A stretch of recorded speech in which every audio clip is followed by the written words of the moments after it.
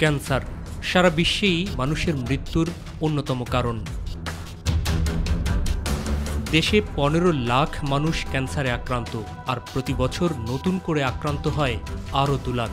বড়দের পাশাপাশি শিশুরাও এখন আক্রান্ত হচ্ছে এই রোগে। ডাক্তার তো বলছে 14টা কেন, এটা নিয়ে 12টা দেওয়া হয়েছে। ঋণ করছি, ধার কর্জ করছি, তারপরে দেশের বাড়ি একটু জমি ছিল, ওগুলো বিক্রি করে এনে দিছি। চট্টগ্রাম মেডিকেল করছি, এখানে পাঠাচ্ছি একটা রেডিওথেরাপির জন্য। ওখানে রেডিওথেরাপি ভালো না।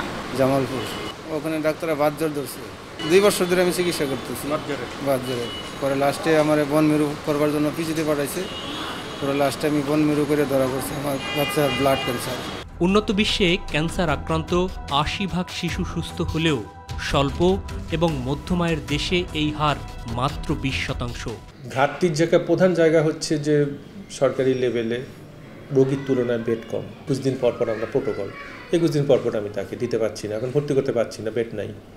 তাকে তো 21 দিনের জায়গায় 25 দিন হয়ে যাচ্ছে, 26 দিন হয়ে যাচ্ছে। চিকিৎসা ঠিক মতো করতে হবে, যে প্রত্যেকটা সাইকেল টাইম মতো এসে দেয়া, এই ওষুধগুলো যে ঠিক মতো তারা নেয়। দেশের বেশিরভাগ হাসপাতালেই নেই ক্যান্সার চিকিৎসার পর্যাপ্ত সুযোগ।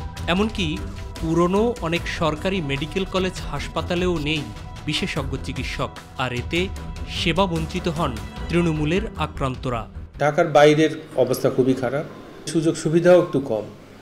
চিকিৎসা করার ব্যাপারে যে ক্যান্সার রোগের চিকিৎসার জন্য যেসব কিছু লাগে, যেমন ইনভেস্টিগেশন ফ্যাসিলিটিস, ইমিউনোহিস্টোকেমিস্ট্রি করার জন্য ঢাকায় আসতে হয়।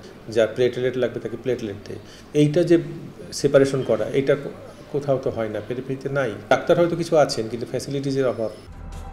চিকিৎসা নিতে অনেকেই ছুটে আসেন রাজধানীর মহাখালী জাতীয় ক্যান্সার গবেষণা ইনস্টিটিউট ও হাসপাতালে।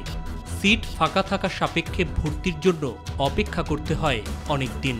আমাদের জাতীয় ক্যান্সার প্রতিষ্ঠান এখনও 300 বেডে আমরা রান করাচ্ছি। 500 বেডে উন্নীত করার সেই প্রক্রিয়া এখনও সম্পূর্ণ হয় নাই।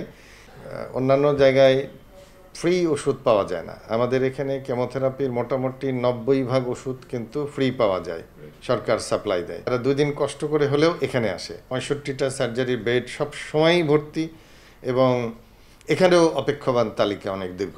জনবল সংকট সহ নানাবিধ সমস্যার কথা জানালেন পরিচালক। চিকিৎসকের পদও 58 না 55টা পদ খালি আছে এখনো। ঠিক আছে, এখানে আমাদের 129টা তৃতীয় চতুর্থ শ্রেণীর কর্মচারীদের পদ খালি রয়েছে।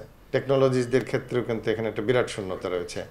বিভাগীয় শহর ও পুরনো মেডিকেল কলেজ হাসপাতালে ক্যান্সার চিকিৎসার জন্য সুযোগ বাড়ানোর তাগিদ দেন প্রফেসর ডাক্তার কাজী মুস্তাক হোসাইন। যদি ফ্রি ওষুধটা অন্যান্য হাসপাতালে দেওয়ানো যায়, তাহলে ঢাকার উপরে চাপ কমবে। মাহবুব সৈকত, মাই টিভি,